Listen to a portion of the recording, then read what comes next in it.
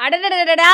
என்னடா ரோதனையா போச்சு அப்படிங்கிற மாதிரி கம்ருதீனுக்கும், பார்வதிக்கும் நடுவுல ஒரு விஷயம் போயிட்டு இருக்கு. அந்த விஷயத்துக்குள்ள எதுக்கு அரோரா வந்தாங்க அப்படிங்கிறதே தெரியல.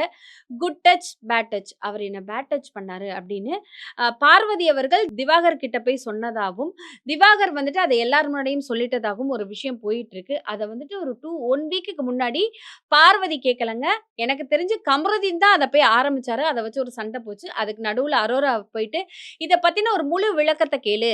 அவ வாயாலேயே வாக்குமூலம் வாங்கிக்கோ" அப்படிங்கிற ஒரு விஷயம் சொல்லி அனுப்புனாங்க. அப்ப வந்து பார்வதி, "எனக்கு அப்போ உன் மேல அந்த மாரி ஃபீலிங்ஸ் இல்ல. அப்படியாக்கும், இப்படியாக்கும் நம்ம ஜெயில்ல இருக்கும்போது நீ என் மேல கைய வச்ச.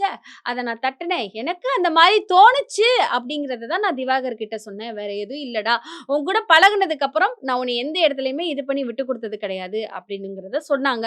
ஸோ அத வந்துட்டு இன்னைக்கு வந்த ப்ரொமோல வந்துட்டு, "இந்த விஷயத்த நான் சரி பண்ணிடுறேன். என்ன நடந்துச்சு அப்படிங்கிறத தெளிவா சொல்லிர்றேன்னு" சொல்லி பேசிட்டு இருக்காங்க. அந்த நடுவுல வந்து அரோரா எழுந்து பேசிட்டு இருக்காங்க.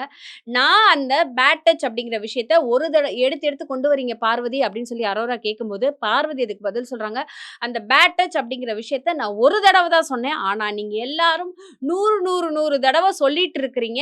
இந்த விஷயத்தெல்லாம் உங்களுக்கு எக்ஸ்ப்ளைன் பண்ணணும் அவசியம் கிடையாது. என்ன நடந்துச்சுன்னு பிக் பாஸ்க்கு தெரியும்." அப்படின்னு சொல்லிட்டு செமையா கத்திட்டு போயிட்டு இருக்கிறாங்க. இதுலருந்து உங்களுக்கு என்ன தோணுது? யார் மேல தப்பு இருக்கும்? இந்த விஷயத்த யார் ஃபர்ஸ்ட் ஆரம்பிச்சா? அப்படிங்கிறத கமெண்ட்ஸ்ல சொல்லுங்க.